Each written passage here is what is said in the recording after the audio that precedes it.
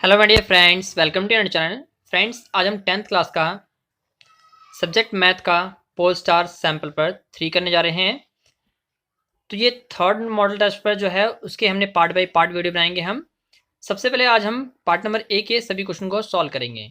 Part number A में हमारे पास कुल मिलाकर 32 क्वेश्चन हैं जो कि 1 मार्क्स के हैं। इट मीन्स आज हम इस वीडियो में 32 मार्क्स अपने पक्के करने वाले हैं। तो चलिए लेट्स स्टार्ट करते हैं वीडियो को। सबसे पहला जो क्वेश्चन कहा गया है उसमें हमसे कहा हुआ है for polynomial a x square plus b x plus c what is the sum of zero. Sum of zero क्या होता है? सम ऑफ जीरो जो हमारा होता है वो हमारा होता है minus b by a. Okay friends, minus b by a हमारा सम ऑफ जीरो होता है। इट मीन्स अल्फा और बीटा को जो हम प्लस करेंगे तो वो हमारा किसके इक्वल होता है? माइनस बी बाय ए के। तो ये जो हमसे पूछा गया है इट मीन्स इसका सही आंसर क्या है? तो B is a right answer. Okay friends, चलिए क्वेश्चन नंबर सेकंड कर लेते हैं। क्वेश्चन नंबर सेकंड में हमसे बोला हुआ है which of the following is a solution of 7x minus 3y equals to में 11। जो हमारे पास इक्वेशन दे रखी है 7x minus 3y equals to 11, इनमें से 4 ऑप्शन हैं, इनमें से कोई एक आंसर ही इसका सही है। तो या तो हम इसमें वैल्यू सब्स्टिट्यूट कर लेंगे या तो यहाँ पर कोई वैल्यू को लेट कर लेंगे। तो जो हमारे पास वैल्यू दे रखी है यहाँ 2 दे रखा है और 1, तो हम पहले इसको फिल कर लेते हैं। इसको फिल करेंगे, इसको फिल करेंगे और इसको फिल करेंगे। ये सारी वैल्यू जब हम फिल करेंगे अगर इक्वल्स टू 11 आ जाता है जिससे भी फिल करने से वही हमारा उसका राइट सोल्यूशन होगा। तो हम क्या करेंगे, सबसे पहले हमने क्या किया, बारी बारी से हमने सारी वैल्यू फिलअप की।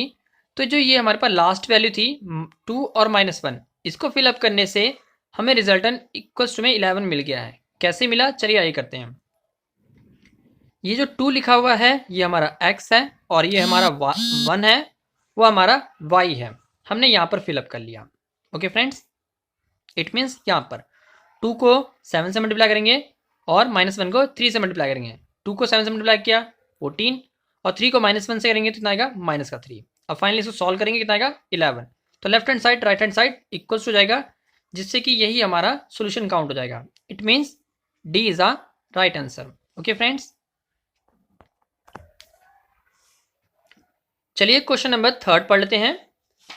क्वेश्चन नंबर थर्ड में जो हमसे कहा गया है, बोला गया है which of the pair of linear equation has infinite many solution. हमारे पास 4 ऑप्शन दिए हुए हैं और बोला गया है कौन सा इनफाइनाइट मैनी सॉल्यूशन होता है। तो सबसे पहले एक काम करते हैं, हम अपनी शीट पे आएंगे तो इनफाइनाइट सॉल्यूशन की जो कंडीशन होती है वो क्या होती है?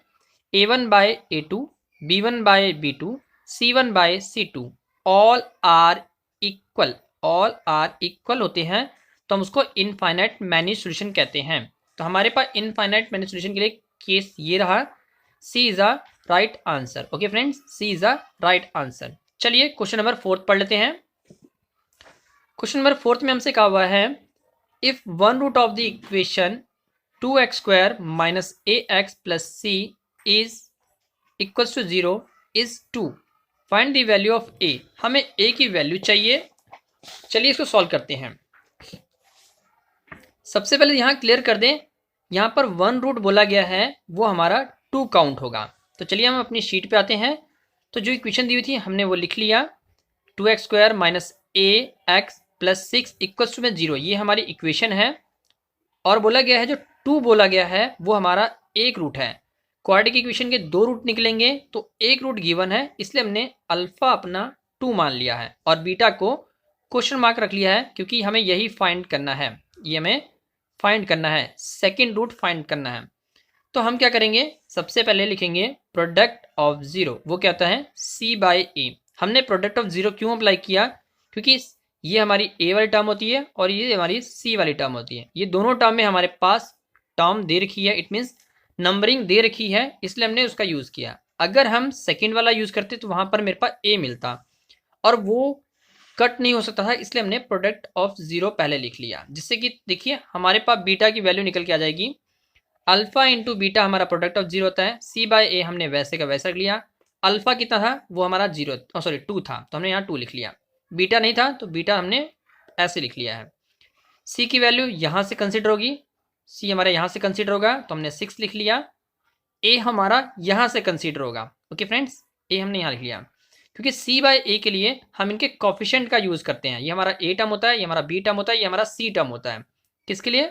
यहाँ पर। ओके फ्रेंड्स, अब हम क्या करेंगे, सिंपली 2 और 6 को कट करेंगे जिससे कि 3 आ जाएगा। तो फाइनली हमने यहाँ लिख दिया 3 और 2 को बीटा से मल्टीप्लाई करेंगे, क्या आएगा 2b। फाइनली हम बीटा की वैल्यू निकालेंगे, तो ये 2 है यहाँ पर नीचे शिफ्ट हो जाएगा, डिवाइड में आ जाएगा, तो 3/2 पढ़ेंगे इसको हम। ओके फ्रेंड्स, तो जो बीटा है हमारा 3/2 आ जाएगा। अब हम क्या करेंगे, सम ऑफ जीरो की सहायता लेंगे, लिखेंगे सम ऑफ जीरो क्या होता है, -b/a। तो -b/a हमारा सम ऑफ जीरो होता है। सम ऑफ जीरो में हम अल्फा प्लस बीटा लिखते हैं। अल्फा की वैल्यू क्या थी, वो हमारी थी 2, हमने यहाँ पर 2 फिलअप कर लिया। ओके फ्रेंड्स, 2 फिलअप कर लिया। बीटा की वैल्यू हमने यहाँ निकाल रखी है, तो हमने 3/2 लिख लिया। देखिए बीटा यहाँ से निकाला हमने, यहाँ लिख लिया। फिर -b हमारा कौन सी टर्म है, ये हमारी सेकंड जो टर्म लिखी हुई है ये वाली, ये हमारा b वाली टर्म है। तो उसकी वैल्यू हम यहाँ फिल करेंगे, वो हमारी माइनस का a था, हमने माइनस का a लिख लिया। b की वैल्यू माइनस का था हमारे पास। फिर ये माइनस वैसे के वैसे ही कंसीडर कर लिया है। अपॉन में a की वैल्यू क्या है, अब ये जो a है वो कहाँ से आएगा, वो यहाँ से आएगा a, तो हम उसको लिखेंगे a/2। फाइनली जब इसको सॉल्व करेंगे तो जिससे ये प्लस का a बन जाएगा, अपॉन में 2। इनको हम क्या करेंगे, यहाँ पर क्रॉस मल्टीप्लिकेशन करने के लिए 1 हेल्प में लिख लेंगे डिनोमीटर में, और यहाँ क्रॉस मल्टीप्लिकेशन करेंगे ऐसे। 2 को 1 से मल्टीप्लाई किया 2 आ जाएगा, 2 को 2 से मल्टीप्लाई किया 4 आ जाएगा, 1 को 3 से मल्टीप्लाई किया 3 आ जाएगा, और 4 और 3 जोड़ेंगे कितना आएगा, 7 आ जाएगा। ओके फ्रेंड्स, तो ये फाइनली हमारा क्या बन गया, 7/2 a/2। अब हम क्या करेंगे, ये जो 2 है यहाँ से इधर क्रॉस कर देंगे, यहाँ भेज देंगे, जिससे कि ये 2 मल्टीपल में आ जाएगा और इक्वल्स में a बचेगा। फाइनली अब ये वाले 2 को इस साइड 2 से हम कट कर देंगे, जिससे कि हमारे पास 7 = a आ जाएगा। Hence a = 7। तो 7 इज अ राइट आंसर। चलिए आंसर में देखते हैं ये हमारे पास कहाँ लिखा हुआ है। तो first option is the right option. Okay friends, first option is the right answer, 7 is the right answer. चलिए क्वेश्चन नंबर 5 कर लेते हैं। क्वेश्चन नंबर 5 में हमसे कहा हुआ है a = 10 and d = 10, find the fourth term, find the then the fourth term बोला है। फोर्थ टर्म विल बी क्या होगा, फोर्थ टर्म जो हमारे पास क्या बनेंगे, फर्स्ट फोर्थ टर्म क्या बनेगी। फर्स्ट फोर्थ टर्म हम कैसे निकालेंगे, उसके लिए हम अपनी शीट पे आएंगे और यहाँ लिखेंगे a की वैल्यू 10 और d की वैल्यू 10।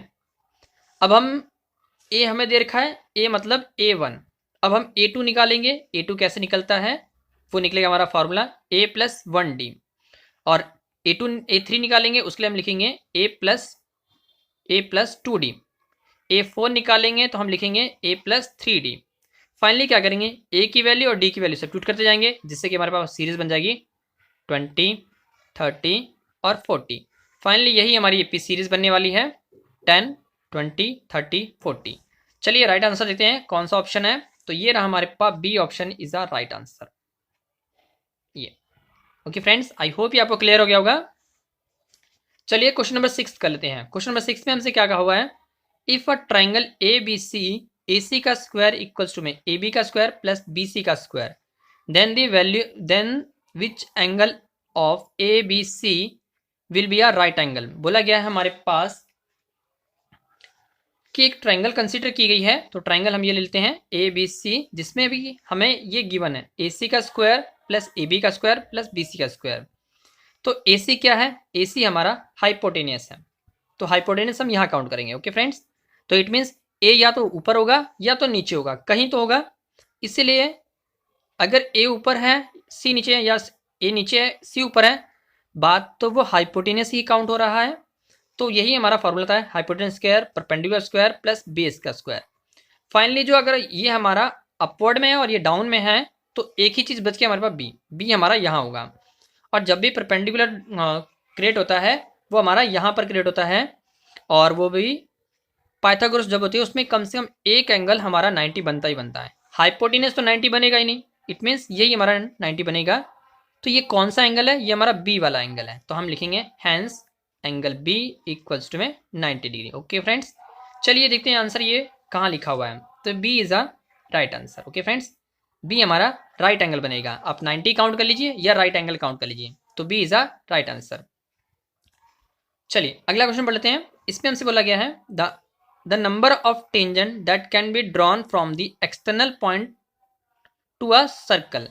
चलिए सबसे पहले क्या करेंगे, एक सर्कल ड्रॉ करेंगे और उस पर 2 टेंजेंट दिखाएंगे। एक सर्कल ड्रॉ किया हमने और बाहर कोई पॉइंट हमने पी लेट कर लिया है और सर्कल पे एक टेंजेंट ड्रॉ कर लिया, एक टेंजेंट यहाँ ड्रॉ कर लिया है। अगर हम किसी एक्सटर्नल पॉइंट की बात करें, सर्कल्स के बाहर कोई एक्सटर्नल पॉइंट है, वहां से कोई टेंजेंट सर्कल पे ड्रॉ हो रहा है, तो मैक्सिमम नंबर ऑफ टेंजेंट हम 2 ही ड्रॉ कर सकते हैं। तो 2 टेंजेंट ही ड्रॉ होगा, यही हमारा आंसर है। ओके फ्रेंड्स, चलिए ऑप्शन देते हैं कहाँ पर है। 2 is a B is a right answer. Okay friends, तो B is a right answer, 2 tangent ही ड्रॉ होंगे। चलिए अगला क्वेश्चन करते हैं, क्वेश्चन नंबर 8। क्वेश्चन नंबर 8 में हमसे क्या कहा हुआ है, the mid point of the line segment joining the A and B. हमें मिड पॉइंट चाहिए, तो उसके लिए हम क्या करेंगे, मिड पॉइंट फॉर्मूला लगाएंगे। सबसे पहले यहाँ लिख दिया, मिड पॉइंट फॉर्मूला क्या होता है, a1 x1 plus x2 by 2 y1 plus y2 by 2। Mid point कैसे होता है, अगर हम कोई पॉइंट कंसीडर करें, ये हमारा ए पॉइंट काउंट करते हैं, ये हम अपना बी पॉइंट करते हैं, ये जो सेंटर पॉइंट है ये हमारा पी पॉइंट होता है, इसी को हम मिड पॉइंट कहते हैं। तो क्या करेंगे, ए वाले टर्म में जो फर्स्ट टर्म लिखी है और बी वाले टर्म में जो फर्स्ट टर्म लिखी है वो हमारी x1 y1 x1 और x2 काउंट होगा, और सेकेंड वाले टर्म और बी वाले की सेकेंड वाले टर्म ये हमारे y1 और y2 काउंट होगा। तो यहाँ से क्या होगा, हम -2 और -6 यहाँ लिख लेंगे, -2 और -6, बीच में क्या होगा प्लस, इन दोनों का ऐड करेंगे कितना आएगा, माइनस का 8, 2 से डिवाइड करेंगे कितना आएगा, माइनस का 4। ओके फ्रेंड्स, इसी अकॉर्डिंग y वाला काउंट करेंगे, तो y में हमारे पास 8 लिखा हुआ है और माइनस का 4 लिखा हुआ है, तो हम फाइनली क्या लिखेंगे यहाँ पर 8 एंड ब्रैकेट में माइनस का 4। सॉल्व करेंगे कितना आएगा, 4 पॉजिटिव आएगा, इसको कट कर लेंगे इससे, तो जिससे कि 2 बन जाएगा, तो ये 2 आ जाएगा। फाइनली यही हमारा मिड पॉइंट है। ओके फ्रेंड्स, तो ये कहाँ पर है, इसके लिए जो हमारा C option is the right answer. Okay friends, simply आपने क्या करना है, फर्स्ट और फर्स्ट वाले टर्म को ऐड करके 2 से डिवाइड करना है, सेकंड और सेकंड वाले टर्म को ऐड करके 2 से डिवाइड करना है, जिससे कि आपको मिड पॉइंट मिल जाएगा। चलिए अगला क्वेश्चन कर लेते हैं, क्वेश्चन नंबर 9। बोला गया है साइन 2b इक्वल्स टू में 2 sine b is true when b is a equals to dash. तो उसके लिए क्या करेंगे हम, हमारे पास 4 ऑप्शन है और ये सारी ऑप्शन को हम 1 बाई 1 b, ये हमारी b की वैल्यू है। ओके फ्रेंड्स, ये सारी b की वैल्यू है, इट मीन्स थीटा हमारा दिया हुआ है। हम क्या करेंगे, ये जहां जहां हमारे पास b लिखा हुआ है वहां पर अपनी वैल्यू फिलअप करेंगे। सबसे पहले हमने क्या किया, सारी वैल्यू फिलअप करेंगे। इसमें हमारे पास हम जीरो जब हम जीरो फिलअप करेंगे, 2 को 0 से मल्टीप्लाई करेंगे कितना आएगा, 0 आ जाएगा। और यहाँ पर भी हम 0 फिलअप करेंगे, साइन 0 की वैल्यू होती है 0 होती है, साइन 0 की वैल्यू 0। फिर क्या करेंगे, 2 को 0 से मल्टीप्लाई किया कितना आएगा 0, और साइन 0 की वैल्यू फिर से 0। तो लेफ्ट हैंड साइड हमारा राइट हैंड साइड इक्वल हो जाएगा। तो एकमात्र केस बनेगा जिसपे कि हमारा रिजल्टन इक्वल आएगा, वो है 0 के लिए। ओके फ्रेंड्स, यही इसका राइट आंसर है। चलिए नेक्स्ट क्वेश्चन करते हैं, क्वेश्चन नंबर 10। क्वेश्चन नंबर 10 में हमसे क्या कहा हुआ है, if ABC are interior angle of the triangle ABC, then cos B plus C by 2 is equals to। हमारे पास एक ट्राइंगल दिया हुआ है जिसमें हमें cos B plus C by 2 किसके इक्वल होगा वो बताना है। तो 4 ऑप्शन देख लेते हैं कौन कौन सी ऑप्शन है। तो ये हमारे पास ऑप्शन लिखी हुई है, sine A by 2 minus sine A by 2, cos A by 2 minus cos A by 2। तो उसके लिए हम सॉल्व करने के लिए हम क्या करेंगे, सबसे पहले अपनी शीट पे आएंगे, उसको हम लिखेंगे इस according, sum of angle of triangle equals to है 180। और एंगल ऑफ ट्राइंगल क्या होता है, उसमें सभी एंगल को जुड़ाता है, तो हम लिखेंगे angle A, angle B, angle C equals to 180। हमें क्या चाहिए, BC इकट्ठा चाहिए, तो हमने क्या किया, BC को इधर रखा और ए को हम इधर शिफ्ट कर लेंगे, जिससे कि ए हमारा माइनस हो जाएगा। अब हम क्या करेंगे, लिखेंगे बोथ साइड डिवाइडेड बाय 2। जब 2 से डिवाइड करेंगे तो BC के बटे में 2 आ जाएगा और इनके बटे में भी 2 आ जाएगा। तो इसको हमने सेपरेट करके लिखा है क्योंकि ये कटेगा, ये नहीं कटेगा, ये कटेगा। तो हमने 180 के बाय में 2 लिख लिया और ए के बाय में भी 2 लिख लिया। फाइनली अब हम क्या करेंगे, इसको जब हम कट करेंगे तो ये कितना आएगा 90, हमने यहाँ 90 लिख लिया है और a बाय 2 वैसे का वैसा लिख लिया है। उसके बाद जो यहाँ BC plus 2 B plus C by 2 था वो हमने यहाँ लिखा B plus C by 2 bracket में। और यहाँ पर एक चीज़ और अप्लाई करेंगे, बोथ साइड कॉस अप्लाई करेंगे। क्यों, क्योंकि हमें यहाँ पर उन्होंने कहा हुआ था कि B प्लस C बाय 2 ये क्या है, कॉस साथ में लिखा हुआ है, तो हमने इसीलिए बोथ साइड मल्टीप्लाई कर लिया कॉस। जब हम कॉस से मल्टीप्लाई करेंगे, सॉरी बोथ साइड टेक कर लिया कॉस, मल्टीप्लाई नहीं है कॉस, कॉस हम टेकिंग करते हैं बोथ साइड, अप्लाई करते हैं, तो हमने कॉस बोथ साइड अप्लाई कर लिया। अप्लाई करने से क्या होगा, ये तो वैसे ही बन जाएगा और यहाँ पर कॉस 90 माइनस थीटा का फॉर्मूला जाएगा, ये हमारा थीटा काउंट होगा। तो फॉर्मूला क्या है, cos 90 minus theta equal to में कहता है साइन थीटा। तो इस अकॉर्डिंग कॉस का साइन में कन्वर्ट हो जाएगा और थीटा मेरा a/2 लिखा जाएगा। फाइनली यही हमारा आंसर है जो कि हमें चाहिए था। तो sine a/2 is a right answer. चलिए देखते हैं ऑप्शन कहाँ लिखा हुआ है। तो साइन a/2 हमारा फर्स्ट ही ऑप्शन है, तो ये हमारा राइट आंसर है। ओके फ्रेंड्स, इसको टिक कर लीजिएगा। चलिए क्वेश्चन नंबर 11 कर लेते हैं। क्वेश्चन नंबर 11 में हमसे क्या कहा हुआ है, the diameter of a circle whose area is equals to the sum of area of two circle of radius 24 centimeter 7 centimeter respectively। तो हम क्या करेंगे, सबसे पहले क्या करेंगे, हम अपने पास दो सर्कल ड्रॉ करेंगे। एक सर्कल हमने ये ड्रॉ कर लिया और एक सर्कल ये ड्रॉ कर लिया। इन दोनों को जब हम जोड़ रहे हैं तो हमारे पास थर्ड सर्कल आ रहा है और साथ ही साथ में क्या है, जब इनके एरिया जोड़ा जा रहा है तो थर्ड सर्कल क्रिएट हो रहा है और थर्ड सर्कल का हमें डायामीटर चाहिए। क्या चाहिए, डायामीटर, थर्ड सर्कल का डायामीटर चाहिए। तो हमने यहाँ पर कंडीशन अप्लाई कर लिया। यहाँ पर एक 24 दिया था, एक 7, तो इसीलिए मैंने इसको थोड़ा बड़ा बनाया है और इसको छोटा बनाया है। ओके फ्रेंड्स, रेडियस के अकॉर्डिंग, प्रॉपरली रेडियस के अकॉर्डिंग नहीं है ये, नॉर्मली हमने फ्री हैंड बनाया हुआ है। तो इसके लिए लिखेंगे sum of area of two circle equals to में area of third circle. Area of circle क्या होता है, pi r square, pi r square, दो सर्कल था इसलिए यूज कर लिया। यहाँ पर हमने R1 और R2 लिखा है, ये हमारा R1 है और ये हमारा R2 है और जो थर्ड बनने वाला है वो हमारा R3 है। ओके फ्रेंड्स, इसलिए मैंने यहाँ पर लिखा हुआ है पाई R की पावर 2 और रेडियस हमारा 3 काउंट हो जाएगा, सेम R3 काउंट होगा, R3 की पावर 2। ओके फ्रेंड्स, अब हम क्या करेंगे, इन दोनों के पास हमारे पास पाई पाई था, हमने पाई पाई कॉमन ले लिया, जिससे कि अंदर क्या बचेगा, R1 का स्क्वायर प्लस R2 का स्क्वायर। यहाँ पर भी हमने ब्रैकेट में कंसीडर कर लिया और पाई से पाई कैंसिल कर लिया है। R1 की वैल्यू कितनी थी, वो हमारे पास 24 थी, जैसा कि हमें कहा गया था 24, तो हमने यहाँ 24 का स्क्वायर लिख लिया। सेकंड था हमारा 7 था, तो हमने 7 का स्क्वायर लिख लिया और यहाँ पर R3 वैसे का वैसे लिखा है। 24 को 2 टाइम मल्टीप्लाई करेंगे कितना आएगा, 574। 24 की पावर 2 इट मीन्स 24 मेरा 2 टाइम है, मल्टीप्लाई करेंगे कितना आएगा, 576 आएगा। 7 की पावर 2 इट मीन्स 7 2 टाइम है, आंसर कितना आएगा 49। फाइनली अब हम इसको ऐड करेंगे जिससे कितना मिलेगा हमें, 625 आ जाएगा। यह R3 का स्क्वायर ऐसे ही चल रहा था। अब यहाँ से जो स्क्वायर है इस लेफ्ट से राइट या राइट से लेफ्ट जाता है तो रूट में कन्वर्ट हो जाता है। तो 625 का रूट कितना होता है, 25। फाइनली ये हमारा R3 आ जाएगा, यही हमें चाहिए था। बट हमें उन्होंने कहा है इसका डायामीटर निकालना है, हमें क्या चाहिए, डायामीटर निकालना है। तो डायामीटर क्या होता है, रेडियस को हम 2 से गुना करते हैं तो हमारा वो डायामीटर बन जाता है। ओके फ्रेंड्स, डायामीटर का फॉर्मूला 2 इंटू रेडियस। तो रेडियस कितना आया था हमारे पास 25, 25 को 2 से मल्टीप्लाई कितना आएगा 50। तो फाइनली 50 ही हमारा राइट आंसर है जो कि हमने यहाँ लिख दिया है। चलिए ऑप्शन देते हैं, ये ऑप्शन हमारे पास कहाँ है, तो 50 D is a right answer. Okay friends, D is a right answer. चलिए अगला सवाल कर लेते हैं। ओके फ्रेंड्स,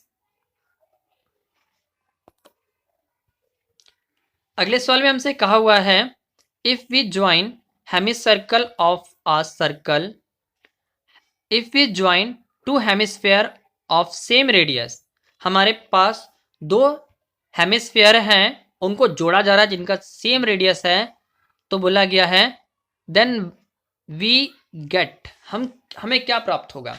तो सबसे पहले हम क्लियर कर दें, जब हम दो हेमिस्फेयर को लेंगे और जिनका रेडियस सेम सेम है और उनको ऐड करेंगे जिससे कि ये हेमिस्फेयर बन जाएगा, इट मीन्स बॉल बन जाएगा। ओके फ्रेंड्स, तो क्या बनेगा हमारे पास, 2 हेमिस्फेयर मिलकर एक स्फेयर बनता है। तो C is a right answer. Okay friends, C is a right answer. चलिए अगला सवाल करते हैं। क्वेश्चन नंबर 13, इसमें कहा गया है if we change the shape of object from a sphere to cylinder, हमने क्या किया है, कोई हमारे पास शेप थी उसको चेंज किया गया है, तो बोला गया है then the volume of cylinder will be. तो वॉल्यूम ऑफ सिलेंडर क्या होगा, वो क्या है, इंक्रीज हो जाएगा, डिक्रीज हो जाएगा, रिमेनिंग अनचेंज होगा या डबल हो जाएगा। तो सबसे पहले क्लियर करते हैं, अगर हम कोई चीज को, जैसे हमारे पास स्फेयर दिया था उसको मेल्ट करके हम सिलेंडर बना रहे हैं, तो हमारा वॉल्यूम चेंज नहीं होता है। क्या होता है? वॉल्यूम चेंज नहीं होता है। ओके फ्रेंड्स, वॉल्यूम चेंज नहीं होता है, तो क्या लिखेंगे? Volume remaining unchange. It means C is a right answer. Okay friends, चलिए क्वेश्चन नंबर 14 पढ़ लेते हैं। क्वेश्चन नंबर 14 में हमसे क्या कहा हुआ है? The mod of the distribution is, हमें एक टेबल बना के दिया हुआ है और मॉड फाइंड आउट करने को बोला गया है। चलिए इसको हम अपनी आंसर शीट पे आते हैं। तो मॉड जब भी फाइंड आउट किया जाता है उसके लिए ये कंडीशन अप्लाई होती है। ये कंडीशन मैंने फाइंड आउट की है, बहुत सर्च करने के बाद ये मुझे कंडीशन मिली है। लिखेंगे हम, a mode is a defined as the value that have a highest frequency. Highest frequency अगर है हमारे पास और हम मॉड फाइंड आउट करने कहा जा रहा है तो वही हमारा काउंट किया जाता है। हाईएस्ट फ्रीक्वेंसी ही हमारा मॉड होता है। इट मीन्स हमारे पास जो ये दे रखा है ये हमारी फ्रीक्वेंसी है, तो हाईएस्ट फ्रीक्वेंसी हमारे पास 13 है, तो 13 का जो मॉड क्या काउंट होगा? 138। ओके फ्रेंड्स, हाईएस्ट फ्रीक्वेंसी ही काउंट करनी है, वो हमारा कितना है? 138। तो 138 is the right answer. Okay friends, ये कंडीशन आप नोट कर लीजिएगा, काफी फाइंड आउट करने के बाद मिली है। A mode is a defined as the value that has a highest frequency in the given set of the value. जो भी हमारे पास हाईएस्ट फ्रीक्वेंसी होगी उसकी जो वैल्यू होगी वही हमारा मॉड काउंट होगा। ओके फ्रेंड्स, आई होप ये आपको क्वेश्चन क्लियर हो गया होगा। चलिए अगला क्वेश्चन करते हैं। नेक्स्ट में हमसे बोला गया है, mean of the marks obtain by the 10 student is 32। 10 student का जो मीन है वो हमारा 32 है। Mean of mark obtain by the another 5। Another 5 अगर हम काउंट कर रहे हैं, स्टूडेंट इज 35, अनदर स्टूडेंट 35 है। ओके फ्रेंड्स, 10 स्टूडेंट का मीन कितना है? 35, और 5 और आ गए हैं तो कितना मीन हो गया? सॉरी, 10 स्टूडेंट का 32 और अनदर 5 का 35।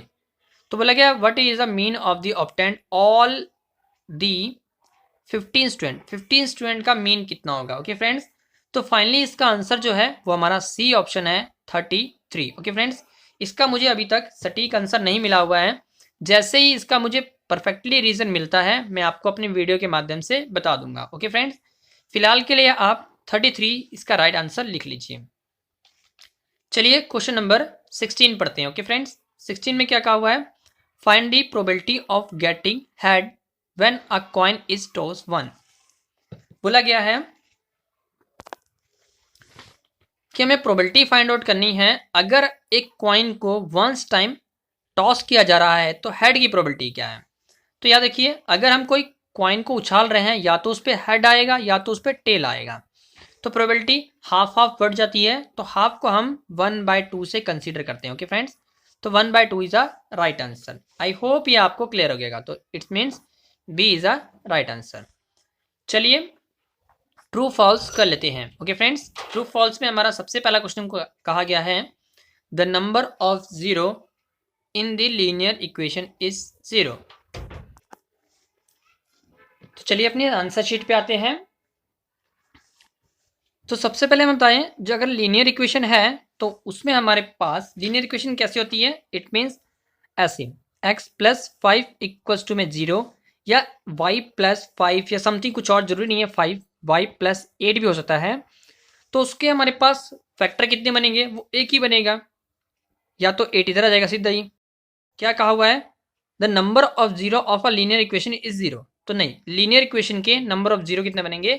1 बनेंगे। ओके फ्रेंड्स, कितना बनेंगे? 1। तो इट मीन्स ये एक फॉल्स स्टेटमेंट है, इसका आंसर फॉल्स आ जाएगा। ओके फ्रेंड्स, आई होप ये आपको आंसर क्लियर हो गया होगा। Okay friends, answer is false. चलिए अगले क्वेश्चन कर लेते हैं।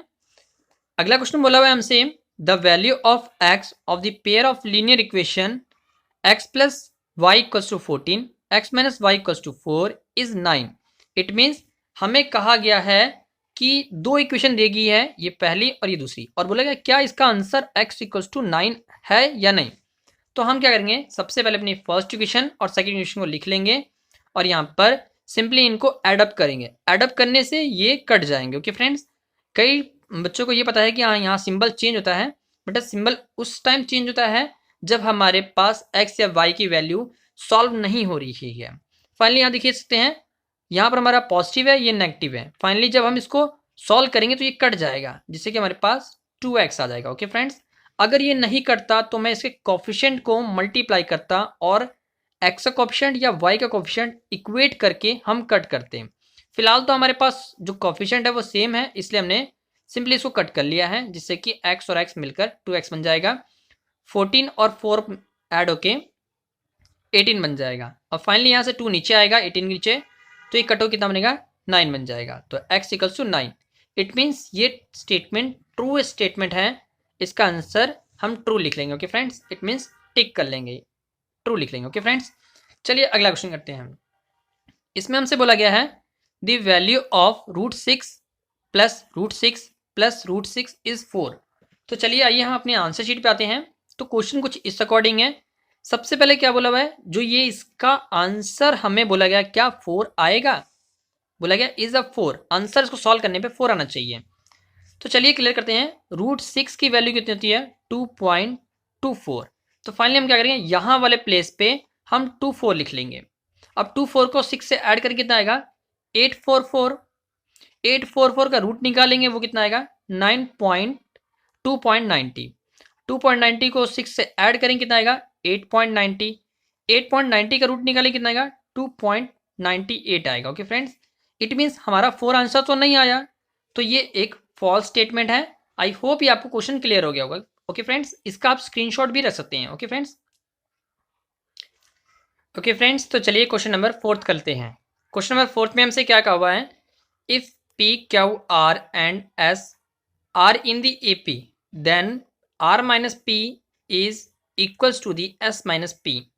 तो चलिए सबसे पहले हम अपनी आंसर शीट पे आएंगे। तो आंसर शीट पे कुछ इस अकॉर्डिंग लिखेंगे।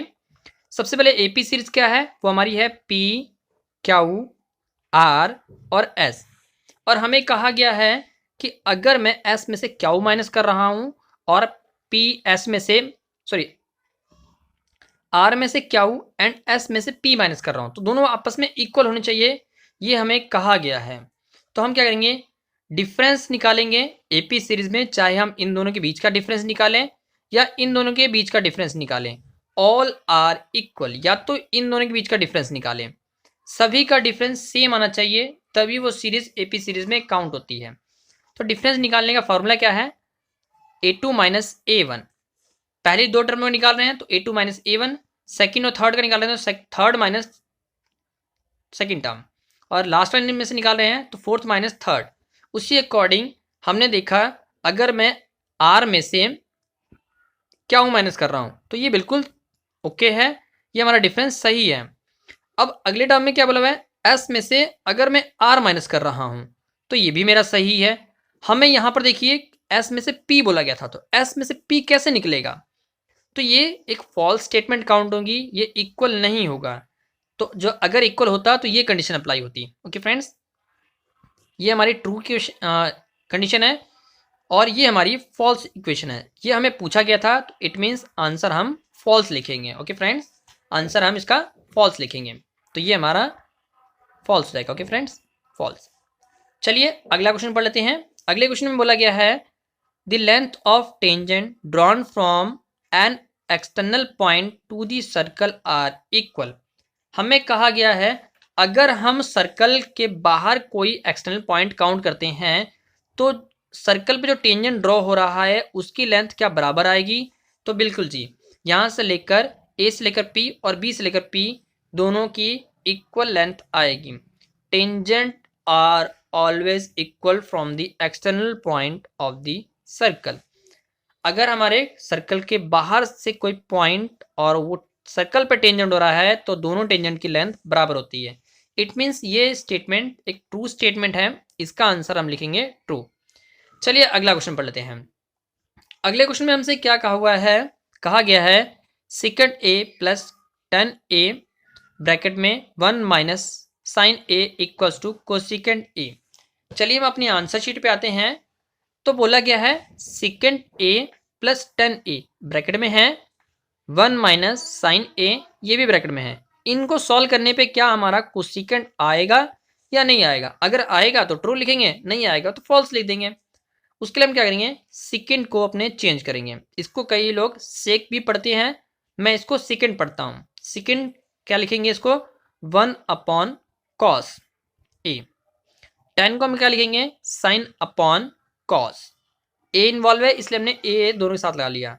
ये वाले टर्म को हमने वैसे का वैसे रखा।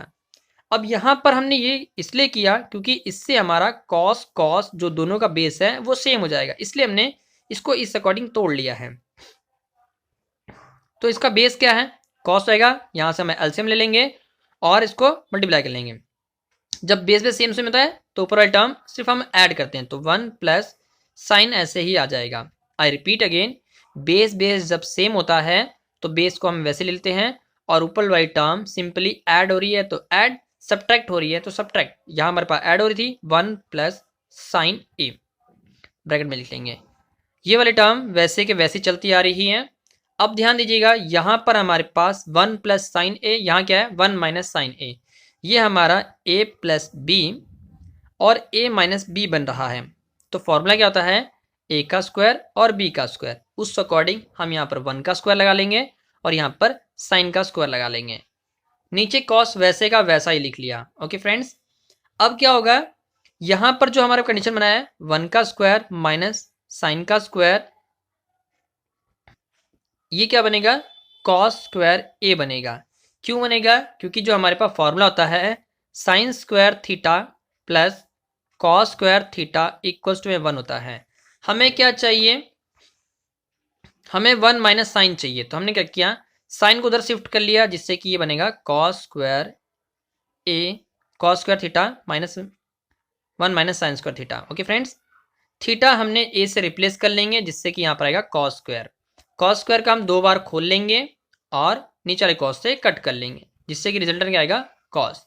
हमें क्या कहा गया था, हमें कोसेकेंड बोला गया था कि कोसेकेंड आंसर आएगा, तो जी नहीं, ये एक फॉल्स स्टेटमेंट है। इट मीन्स इसका आंसर फॉल्स आएगा।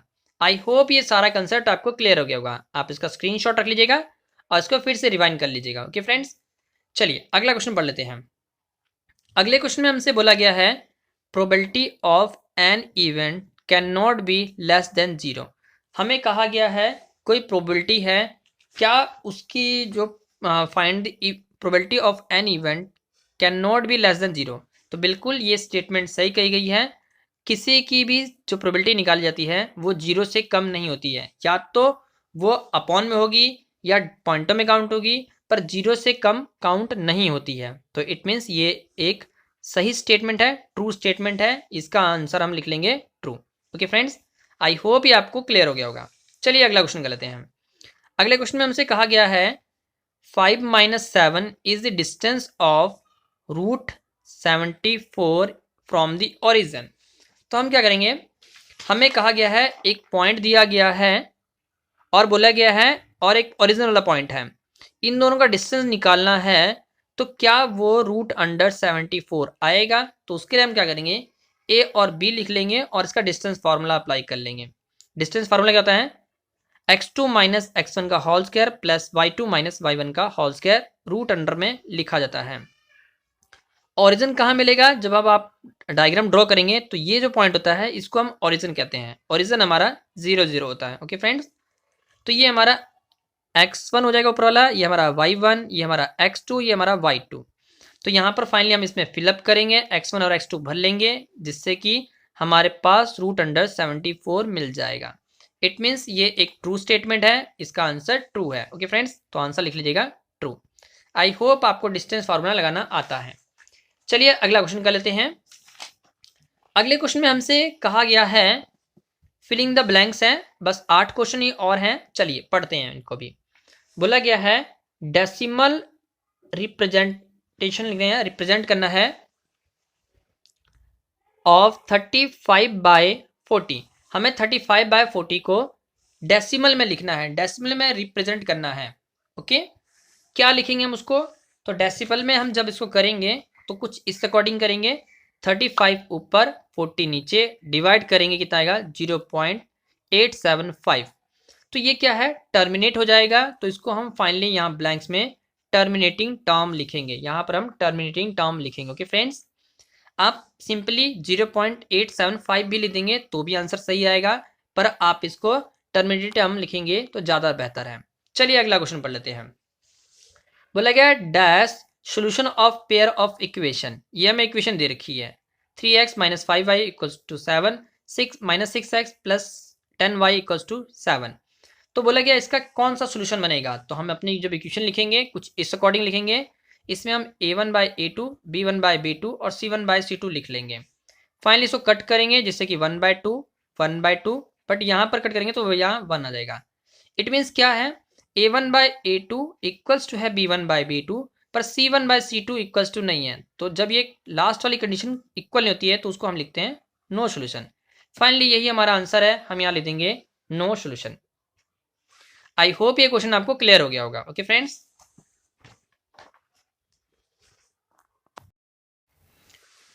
तो चलिए क्वेश्चन नंबर 3 करते हैं। क्वेश्चन नंबर 3 में हमसे क्या बोला हुआ है, the common point of the tangent to the circle are to the circle and the circle is called.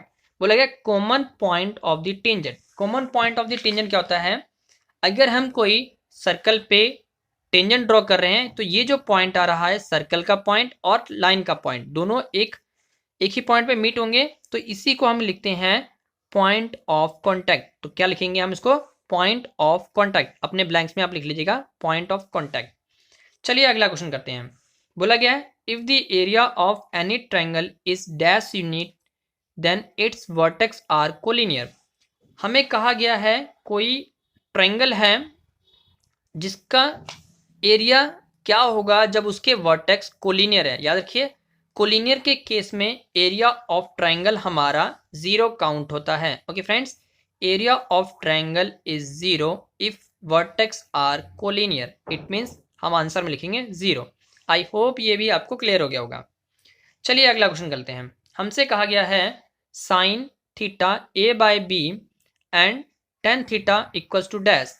तो हम क्या करेंगे, सिंपली सबसे पहले अपने आंसर शीट पे आएंगे तो कुछ इस अकॉर्डिंग इस क्वेश्चन को सॉल्व करेंगे। साइन थीटा क्या होता है, उन्होंने कहा है वह a/b, तो हमने a/b लिख लिया। पर हम जब ट्रायंगल में कंसीडर करेंगे तो क्या होता है हमारा p/h होता है, परपेंडिकुलर अपॉन हाइपोटेनियस, ये हमारा साइन होता है। हमने एक ट्रायंगल कंसीडर किया जिसमें परपेंडिकुलर a लिख लिया और हाइपोटेनियस b लिख लिया। अब यहाँ से पाइथागोरस लगाकर हम इसकी बेस की वैल्यू फाइंड कर लेंगे। तो किस अकॉर्डिंग फाइंड करेंगे, फॉर्मूला क्या है पाइथागोरस थ्योरम का, hypotenuse square perpendicular square plus base का स्क्वायर। हाइपोटेनस की वैल्यू कितनी है b, तो हमने यहाँ b लिख लिया। परपेंडिकुलर कितना है a, तो हमने यहाँ a लिख लिया। ओके फ्रेंड्स, बेस नहीं था तो हमने b को b लिखा है, बेस को हमने b से लिखा हुआ है।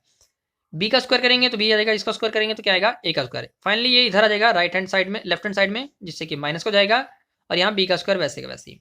b के स्क्वायर का जब हम रूट इधर पास करेंगे जिससे कि ये रूट में हो जाएगा, तो इसको लिखेंगे b का स्क्वायर माइनस a का स्क्वायर। यही हमारा बेस है। फाइनली हम इसको यहाँ लिख देंगे।